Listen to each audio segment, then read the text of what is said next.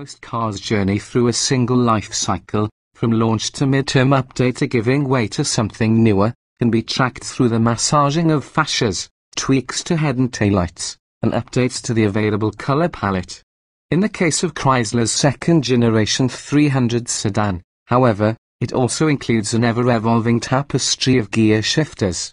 All 300s once had a meaty shift lever that slid through the typical PRND detents, but when Chrysler's V-8 8-speed automatic transmission began trickling into V6-powered 300s, those models received new, Audi-esque, low-profile electronic shift levers. Now, as part of a mild refresh for 2015, the entire 300 line has adopted the same rotary shift dial as the smaller 200 sedan.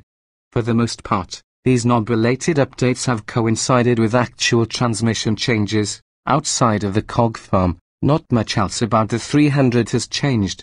Indeed, this year's biggest news is the V8-powered 300's long-awaited adoption of the same designed and Chrysler-built 8-speed automatic that has been standard on V6 models since late 2011. We previously drove the 2015 300 with the big engine and the new transmission, but this marks our first opportunity to strap our test gear to one. Same old 8-speed story. Chrysler's 8-speed is by now a pretty familiar piece, seen already in the Jeep Grand Cherokee and Dodge's Challenger, Charger, and Durango.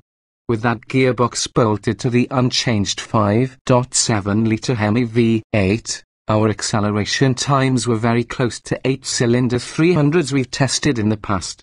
This 2015 model beat a 2012 300C we tested to 60 miles per hour by 0.6 seconds and matched the 5.3 second time laid down by our long-term 2012 300C test car at the end of its 40,000 mile stay with us. Naturally, it also handily beats the 2015 300 with the V6. While the 8-speed smoothly, quickly, and unobtrusively moves through the gears, it's often eager to be done with lower ratios in favor of higher ones. Notably, we never saw the transmission choose a gear that seemed too high for the road speed, but we were able to trip it up when summoning full throttle while on the move. On several occasions, dipping all the way into the gas while already at part throttle, say, while merging or squirting into a hole in traffic, was met with a pregnant pause before the gearbox selected a lower gear and the 300 took off with a tire chirp and a lurch. That happened only in the normal drive setting. Will the shift dial to the Sport/S position, though, and the transmission faithfully seeks and holds lower gears on aggressive throttle applications. A better big one, our test car was the sport-themed 300S trim. There also are base limited, upscale 300C, and new for 2015 platinum trim levels. On the S, steering wheel-mounted paddle shifters are standard, but as entertaining as rifling off downshifts manually in a 4,400-pound full-size sedan can be, we mostly left the transmission to do its own thing.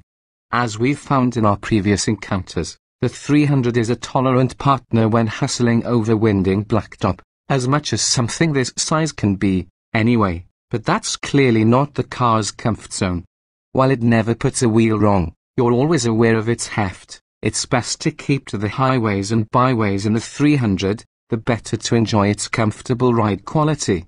At least indulging in such behavior allowed us to fully experience the 300's new, electrically assisted steering. It feels weighty yet largely uncommunicative, just like the old hydraulic setup. So why would Chrysler make the change?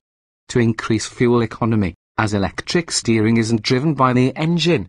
How much exactly that setup and the new transmission each affect mileage is uncertain, but our observed fuel economy did indeed jump up to 21 miles per gallon, 4 miles per gallon better than what we saw in the 2011 300C. And it was a tick higher than the 20 miles per gallon we notched over 40,000 miles in our long-term 300, which had an old-school 5-speed automatic.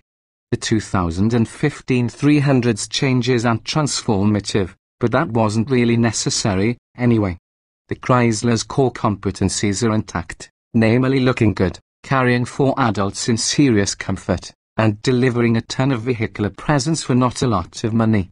It's quick enough and slick enough for the customer who wants size above all else without the brassness of the Dodge Charger or the Toyota Avalon's relative meekness.